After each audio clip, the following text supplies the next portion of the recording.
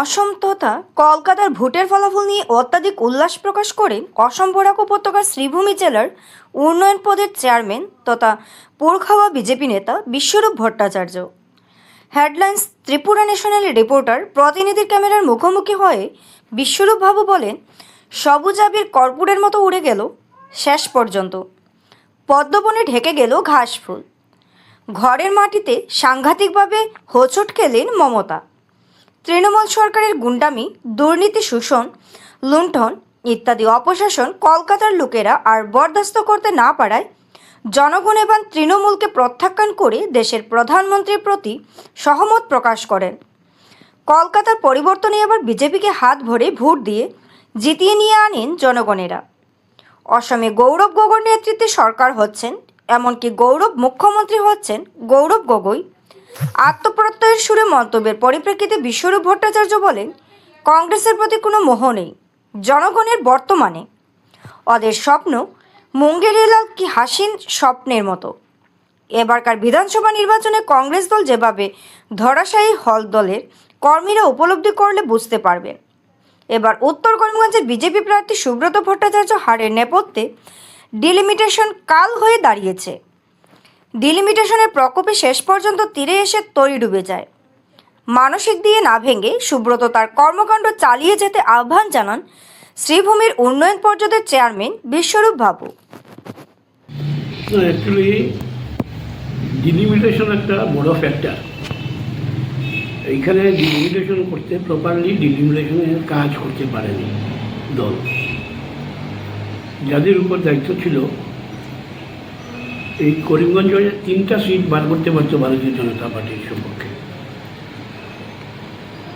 আজকে বড় বড় জায়গা রামকৃষ্ণনগর, পাথারকান্দি এইসব অঞ্চলে নিয়ে যাওয়া হয়েছে। এগুলোর এত বেশি দরকার ছিল না নেওয়ার। উত্তর করিমগঞ্জের মানুষ বিজেপির সঙ্গে আছে, আগেও ছিল, এখনও আছে। 40,000 মুসলিম ভোট বেশি হওয়াতে উত্তর করিমগঞ্জে একটা চাপ পড়েছে যে এই সিট আমরা কী করে উদ্ধার করতে পারবো। এই কথাটা ডিলিমিটেশনের সময় এত নিখুঁতভাবে ভাবা হয়নি, এই জন্য এই 40,000 মুসলিম ভোট বেশি হয়েছে। করিমগঞ্জ শহরে তো ভালো ভোট হয়েছে, বিজেপি যত ভোট পায় সেই রকমই ভোট পেয়েছে, বরং কিছু বেড়েছে। কোনো জায়গায় ভোট শহরে কমেনি। মুসলিম ভোট উত্তর করিমগঞ্জে আগে যা পেত এখনও তাই পেয়েছে। 8-10 হাজার মুসলিম ভোট এসছে পুরো সমষ্টির থেকে। আমাদের ধারণা ছিল বেশি আসবে, এত বেশি আসেনি। সেই জন্য হারার একটা ব্যবস্থা এইখানে হয়েছে। সংগঠনে সবাই মিলে চেষ্টা করেছেন যতটুকু নিয়ে পারে। তারপরে যদি জিততে না পারে সেটার কারণ খুঁজতে গিয়ে দেখা গেছে এটাই মূল বিষয়, যে জনবিন্যাসের কাছে উত্তর করিমগঞ্জ সিট আমরা হারিয়েছি। উত্তর করিমগঞ্জে হিন্দু জনসাধারণ যত আছে তার থেকে 40,000 মুসলিম জনসাধারণের বেশি আছে। স্বাভাবিকভাবে আমরা মুসলিম ক্ষেত্রে ভেবেছি আমাদের সরকার নিরপেক্ষভাবে মহিলাদের জন্য যে স্কিমগুলো এনেছিলেন তার সুফল আমরা পাইনি, এবং মুসলিম সমাজের থেকে তার সুফল আমরা পাইনি। আমরা আশা করেছিলাম এটা পাবো, সেইটা আমরা পাইনি। তার জন্য আমাদের উত্তর করিমগঞ্জের সিটে আমরা এবার জিততে পারিনি। আপনি কি ভাবেন, কংগ্রেস যেহেতু জয়ী হয়েছে সেক্ষেত্রে উত্তর করিমগঞ্জ কি পিছিয়ে দিকে এসে যাবে না, উন্নয়নের ক্ষেত্রে আগ বাড়বে বলে মনে করেন? সরকার কি সাপোর্ট করবে? আসলে এইগুলি ডিপেন্ড করবে জনপ্রতিনিধি যিনি হয়েছেন উনার মানুষের কাজের ইচ্ছা কতটুকু আছে বা অনিচ্ছা কতটুকু আছে তার উপরে। আপনি জানেন যে করিমগঞ্জে, উত্তর করিমগঞ্জে আজকে যে পরিস্থিতিতে আছে অনেক পিছিয়ে আছি আমরা। শহরের হেডকোয়ার্টার থাকা সত্ত্বেও আমাদের শহর যেভাবে এগিয়ে যাওয়ার কথা ছিল, আমরা সেভাবে এগিয়ে যেতে পারিনি। তার একটা কারণ, বিগত 3-4 টার্ম ধরে উত্তর করিমগঞ্জে আমরা বিজেপি সিট আমাদের সঙ্গে আনতে পারি না। আজকের বিধায়ক যিনি হয়েছেন উনি যদি চেষ্টা করেন তো নিশ্চয়ই সরকার তাকে সাহায্য করবে কাজ করার জন্য। আমাদের দলেরও তার উপরে নজর রাখতে হবে। কাঠিগড়ায় প্রস্তাবিত পাইখান রাজপুর এক্সপ্রেসওয়ে কানেক্টিং রোডকে কেন্দ্র করে নতুন করে শুরু হয়েছে বিতর্ক।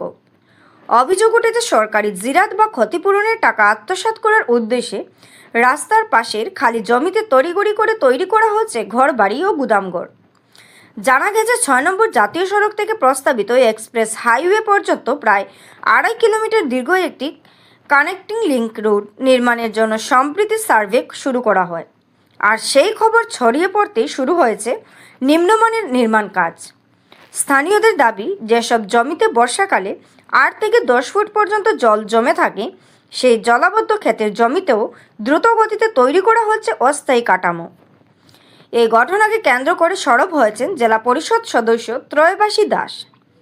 সংবাদ মাধ্যমের সামনে তিনি অভিযোগ করে বলেন, শুধুমাত্র সরকারি ক্ষতিপূরণের টাকা পাওয়ার লক্ষ্যেই এসব নির্মাণ কাজ করা হচ্ছে। তিনি আরও দাবি করেন, এর আগেও একই ধরনের ঘটনার কারণে ভারতমালার একটি গুরুত্বপূর্ণ প্রকল্প বন্ধ হয়ে পড়ে। ত্রয়বাসী দাস আরও অভিযোগ করেন, এ সকল অধিকাংশ নির্মাণ কাজগুলোর পেছনে কংগ্রেস প্রার্থী অমরচাঁদ জৈনের ভূমিকা রয়েছে। যদিও এই অভিযোগের বিষয়ে এখনও পর্যন্ত অমরচাঁদ জৈনের পক্ষ থেকে কোনো প্রতিক্রিয়া পাওয়া যায়নি।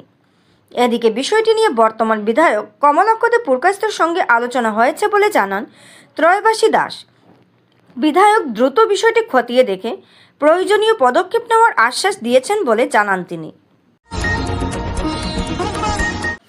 কাঠিগড়ার হলিফ্লাওয়ার সিনিয়র সেকেন্ডারি স্কুলের ছাত্র সাকিব আলমের মৃত্যুর ঘটনায় এবার থানায় লিখিত অভিযোগ দায়ের করল পরিবার।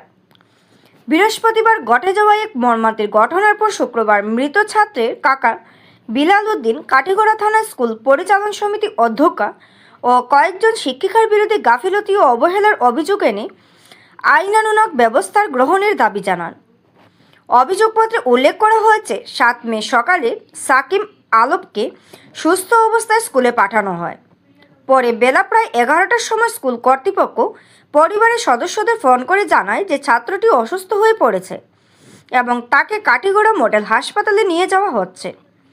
খবর পেয়ে পরিবারের সদস্যরা হাসপাতালে পৌঁছে সাকিব আলমকে মৃত অবস্থায় দেখতে পান। পরিবারের দাবি, পরবর্তীতে স্কুলের সিসিটিভি ফুটেজ দেখা যায় শ্রেণীকক্ষের ভিতরে শিশুটির শারীরিক অবনতি ঘটে। অভিযোগ, উপস্থিত শিক্ষিকারা সময়মতো প্রয়োজনীয় পদক্ষেপ নেননি। এই গাফিলতি ও অব্যবস্থার কারণে শিশুটির মৃত্যু হয়েছে বলে দাবি পরিবারের। ঘটনায় স্কুল পরিচালন সমিতির সদস্য, অধ্যক্ষা এবং কর্তব্যরত শিক্ষিকা সহ মোট 7 জনের বিরুদ্ধে অভিযোগ দায়ের করা হয়েছে। ইতিমধ্যে ঘটনাটি নিয়ে এলাকায় তীব্র চাঞ্চল্যের সৃষ্টি হয়েছে। পুলিশ অভিযোগ গ্রহণ করে তদন্ত শুরু করেছে বলে জানা গেছে।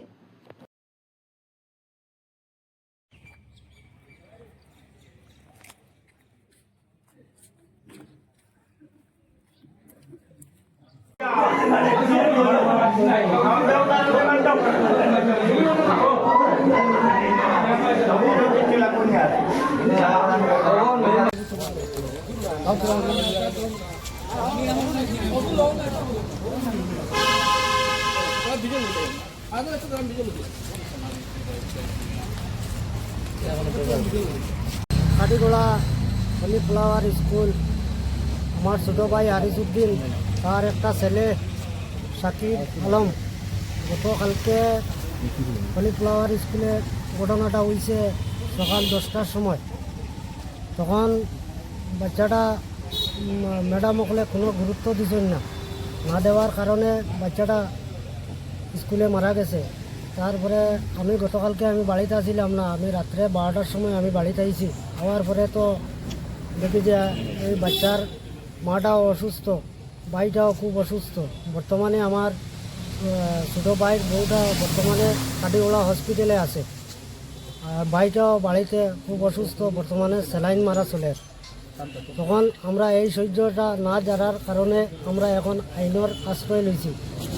আমরা আইনের আশ্রয় লইছি। আমরা যেটা নিয়মের কেস যেটা এটা আমরা পাইতাম, আপনারা যারা যারা আছেন আপনারা সারা সহযোগিতা করতা। আর কোনো দাবি নাই আমরা কাছে। বাচ্চাটা কিরকম মারা গেছে স্কুলে?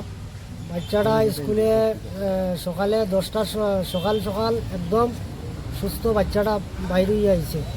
খাওয়ার পরে স্কুলে যখন টিফিন খাওয়া হয় তখন বাচ্চাটা বাড়ি থেকে ম্যাগি বানাইয়া নিছে। নেওয়ার পরে ম্যাগিটা খাইছে। খাওয়ার পরে হয়তো মনে হয় পানি টানি আসিল না, লইব বাচ্চাটায় খাইছে।